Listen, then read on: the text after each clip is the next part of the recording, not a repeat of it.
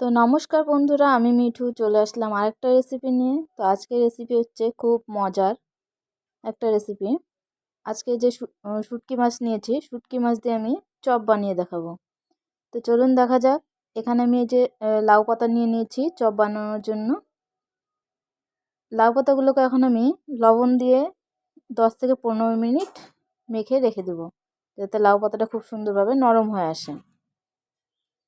তো এই দেখুন, লাউ পাতাগুলো খুব সুন্দর মজে গেছে, একদম নরম তুলতুলে হয়ে গেছে। এখন আমি এটাকে রেখে দিলাম।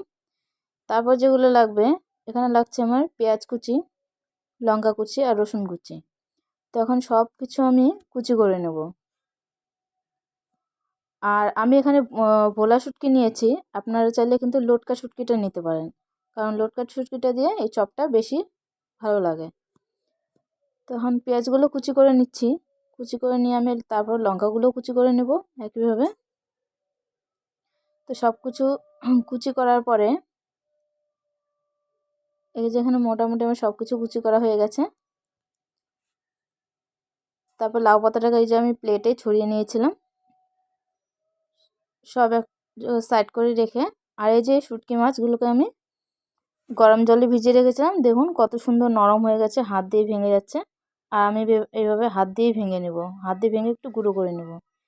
তারপর একটা কড়াই বসিয়ে দিলাম, কড়াইয়ে দিয়ে দিচ্ছি তেল।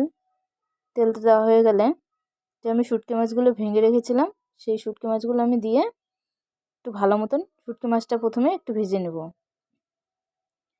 একটু ভালো করে ভাজবো, যাতে শুটকি মাছটা কাঁচা কাঁচা না থাকে। তো এখানে মোটামুটি হয়ে এসছে। তারপর দিয়ে দিচ্ছি আমি পেঁয়াজগুলো যে কুচি করে রেখেছিলাম, পেঁয়াজ, লঙ্কা আর রসুন কুচি, সব কিছু খুব ভালো করে দিয়ে আমি একটু নেড়ে নেব। তারপর দিয়ে দিচ্ছি আমি এখানে সামান্য হলুদ, আর দিয়ে দিচ্ছি লবণ। তো এখানে আমি একটা ব্যাটার বানিয়ে নেব।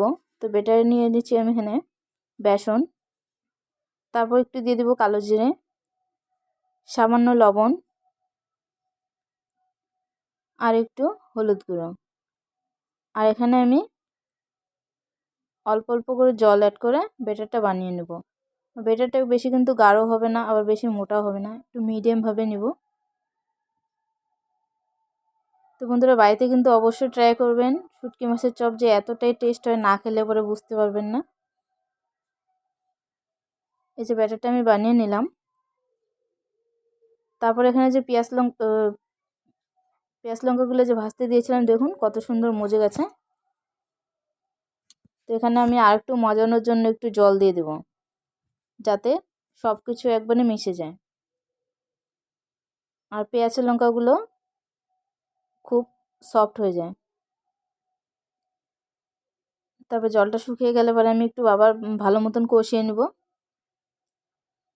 তো বন্ধুরা, এখানে আমি টমেটো ইউজ করিনি, টমেটোটা দিলে পরে বেশি ভালো হয়। তো টমেটো ছিল না ঘরে, তাই আমি বেশি করে পেঁয়াজ দিয়েছি। আপনারা চাইলে একটু বেশি করে টমেটো দিয়ে বানাতে পারবেন। তো লাউ পাতাগুলো এখন আমি এখানে ছড়িয়ে দেব। ছড়িয়ে দিয়ে যে শুটকি মাছের যে ইয়েটা বানিয়ে রেখেছিলাম, ওটা আমি দিয়ে দেবো এখানে। দিয়ে তারপর লাউ পাতাটাকে আমি মুড়ে, এই যেভাবে আমি মুড়ে দিচ্ছি।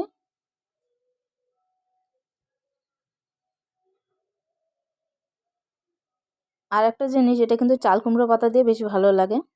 তো এখন তো চাল কুমড়ো পাতা নেই, তো আমি লাউ পাতা দিয়ে বানাচ্ছি। লাউ পাতা দিয়েও খুব টেস্ট। তো তারপর আমি এখানে একটা কাঠি গুঁজে দিচ্ছি। প্রথমে আমি ভাবলাম যে কাঠিটা গুঁজে দিলে বেশি ভালো হবে। তো তারপর দেখছি যে বেসনে ডোবানোর পরে এমনিতে তো লাউ পাতাটা খুব নরম হয়ে গেছে, তো বেসনে ডোবার পরে কাঠিটা না দিলেও চলবে। তো এই যে দেখুন, এভাবে বেসনে চুবিয়ে নিয়ে তারপর আমি সবগুলোকে ভেজে নেব। তো আজকে আমি চপগুলো ভাজবো তাওয়াতে। এখানে তাওয়া গরম করে আমি তেল দিয়ে নিয়েছি। তারপরে আস্তে আস্তে চপগুলো দিয়ে দেবো। বন্ধুরা, এখানে আমি ভিডিওটা একটু অসুবিধা হয়ে গেছিলো, কারণ হচ্ছে জানলাটা খোলা ছিল।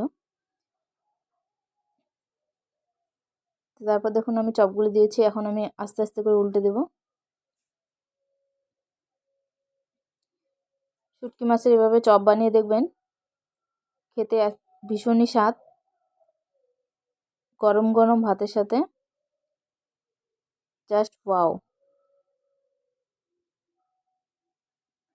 তো এভাবে আস্তে আস্তে করে উল্টে দিচ্ছি।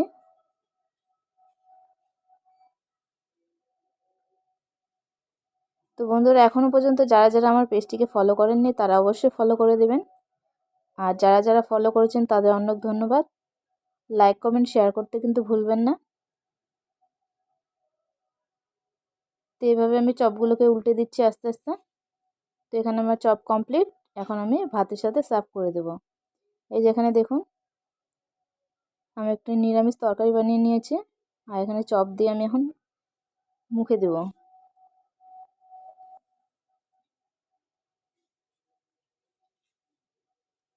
মুখে দেওয়ার পরে দেখলাম যে এতটাই স্বাদ হয়েছে,